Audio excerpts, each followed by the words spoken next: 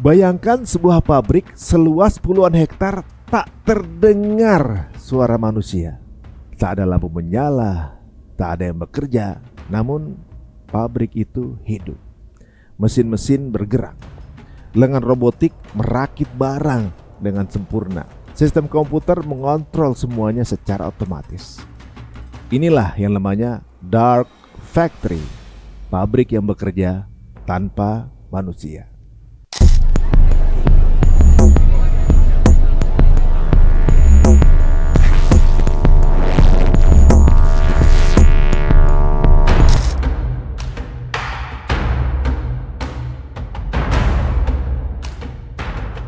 Kata Dark Factory atau secara harfiah pabrik gelap terdengar seperti sebuah judul film fiksi ilmiah.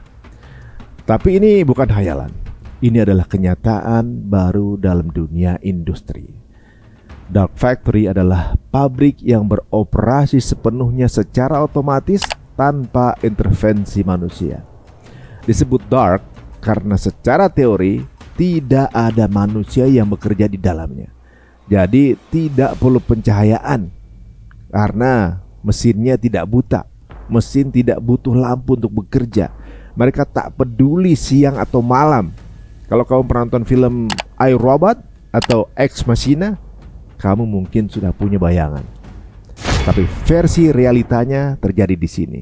Justru lebih sunyi dan efisien. Konsep otomatisasi bukan hal baru. Sejak revolusi industri kedua, manusia sudah menciptakan mesin untuk meringankan kerja. Tapi Dark Factory adalah puncak dari evolusi itu. Istilah ini pertama kali populer di Jepang. Negara yang kita tahu memang dikenal dengan teknologi robotiknya yang tingkatnya udah sangat tinggi. Salah satu pionirnya adalah Fanuc, sebuah perusahaan yang berhasil membuat robot yang memproduksi robot tanpa campur tangan manusia. Pada zaman dulu, otomatisasi hanya membantu manusia. Tapi kini, otomatisasi menggantikan manusia. Bicara tren, ini sudah cukup banyak menyebar ke seluruh dunia. Beberapa pabrikan di berbagai negara ini sudah mulai melakukan Dark Factory. Pada produksinya, seperti salah satunya yang sudah kita sebutkan tadi, yaitu Fanuc dari Jepang. Yang tentunya juga Fanuc memiliki pabrik yang bekerja 24 jam full selama 30 hari penuh tanpa satu pun manusia di lantai produksinya. Dan robot-robot ini membuat bagian-bagian robot lainnya. Mereka mengangkut, merakit, bahkan memeriksa kualitas produk sendiri. Kemudian ada Philips di Belanda. Pabrik Philips memproduksi sikat gigi elektronik dengan otomatisasi nyaris total. Hanya 9 orang manusia yang berada di seluruh pabrik, dan mereka hanya bertugas memantau sistem. Nah, selanjutnya ada dari dunia otomotif, yaitu Tesla dan BMW. Kedua kendaraan ini juga mengandalkan robot canggih. Di lini produksi mereka yang walaupun belum sepenuhnya dark, sebagian besar tugas produksi kini dilakukan oleh lengan robotik yang dikendalikan AI. Kemudian dari sektor logistik seperti Amazon juga menggunakan gudang cerdas dengan robot pengangkut barang, AI prediksi permintaan, hingga drone pengantar. Lalu, apa sebenarnya daya tarik dari pabrik tanpa manusia ini? 1. Bisa beroperasi 24/7. Bila dilihat dari jam kerja, Dark Factory bisa bekerja tanpa henti. Tak ada waktu istirahat, tak ada shift malam, tak ada cuti, gajian atau gaji lembur, dan hasilnya produktivitas maksimal, presisi dan juga konsistensi tingkat tinggi. Kemudian berbeda dengan manusia yang masih mengenal lelah, kemudian masih butuh istirahat, atau mungkin masih kadang sakit gitu. Lain halnya dengan mesin yang nggak kenal lelah gitu, nggak ada salah paham, nggak ada bad mood, produksinya juga konsisten. Maka lebih akurat dengan robot dibanding dengan standar manusia. Salah satu hal yang menjadi pertimbangan lainnya adalah biaya. Meskipun investasi awal memang besar membeli robot, sistem komputer, software, tapi dalam jangka panjang biaya operasional jauh lebih murah. Nggak perlu lagi tuh bayar gaji, asuransi, BPJS, atau tunjangan. Keselamatan kerja juga menjadi pertimbangan lainnya. Pekerjaan yang berisiko tinggi seperti pengelasan, pengangkutan berat, atau juga mungkin pemprosesan bahan kimia sudah bisa digantikan dengan mesin. Ini berarti lebih sedikit kecelakaan kerja. Dan yang terakhir adalah QC yang menjadi lebih baik. Mungkin saat ini di beberapa industri dalam negeri sudah ada yang menerapkan ini. Dengan menggunakan AI dan sensor pintarnya, data produksi bisa diakses real time. Kalau ada gangguan tentunya juga dari sistem akan otomatis bisa menyesuaikan atau menginformasikan ke tim teknisi. Namun di balik segala kecanggihannya itu pastinya ada konsekuensi besar yang tidak bisa diabaikan, dan ini berdampak cukup besar bagi sebagian orang. Mulai dari hilangnya pekerjaan massal, hal ini mungkin dampak paling terasa. Di banyak negara berkembang, industri manufaktur menyerap jutaan tenaga kerja, tapi dark factory justru menghapus peran mereka. Pekerjaan sederhana seperti operator mesin, tukang kemas, dan teknisi dasar kini digantikan sistem otomatis. 2. Ketimpangan skill.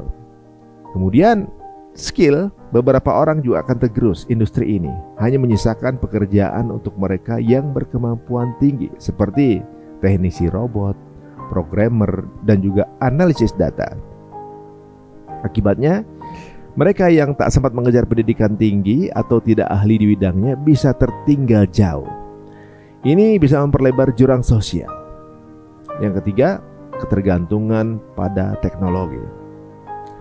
Hal buruk yang mungkin juga akan terasa saat sistem ini sudah mulai berjalan adalah ketergantungan pada teknologi. Semakin canggih sistemnya, semakin kompleks pula risikonya. Error kecil dalam pemrograman bisa melumpuhkan seluruh produksi. Bahkan serangan cyber atau virus data bisa juga menyebabkan kerugian besar. Keempat, tantangan etika dan regulasi. Dan yang perlu diperhatikan adalah etika serta regulasi. Siapa yang bertanggung jawab jika robot melakukan kesalahan fatal? Bagaimana pemerintah memastikan bahwa transformasi ini tidak menciptakan pengangguran massal? Pertanyaan-pertanyaan ini perlu dijawab, dan belum semua negara siap menghadapinya. Dan mungkin salah satunya adalah negeri kita sendiri, Indonesia. Indonesia adalah negara dengan populasi besar dan tenaga kerja murah. Banyak investor asing tertarik karena faktor ini. Tapi ketika dunia beralih ke otomatisasi dan juga dark factory, apa yang akan terjadi pada tenaga kerja Indonesia? Jika kita tidak menyiapkan SDM atau sumber daya manusia yang mampu beradaptasi dengan belajar skill digital, pemrograman, dan teknologi industri, maka kita bisa kehilangan daya saing.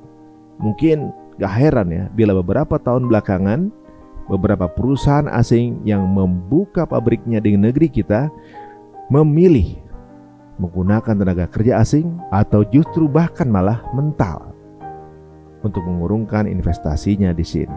Hal tersebut seharusnya menjadi pembelajaran bagi kita. Jika kita mampu bertransformasi, Indonesia bisa menjadi pusat teknologi manufaktur modern.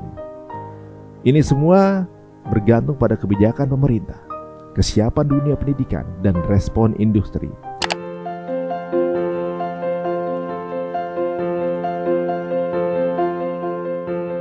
Dark Factory bukan sekedar inovasi. Ia adalah simbol dari era baru industri. Pertanyaannya, apakah ini akan menjadi dunia di mana manusia dibebaskan dari kerja keras? Atau justru manusia digantikan oleh mesin? Kita bisa memilih untuk takut, atau kita bisa memilih untuk siap. Karena faktanya, teknologi tak akan menunggu siapapun. Dulu revolusi industri menggantikan otot dengan mesin uap. Sekarang revolusi digital menggantikan otak dengan algoritma. Dan dark factory adalah wujud paling konkret dari revolusi itu.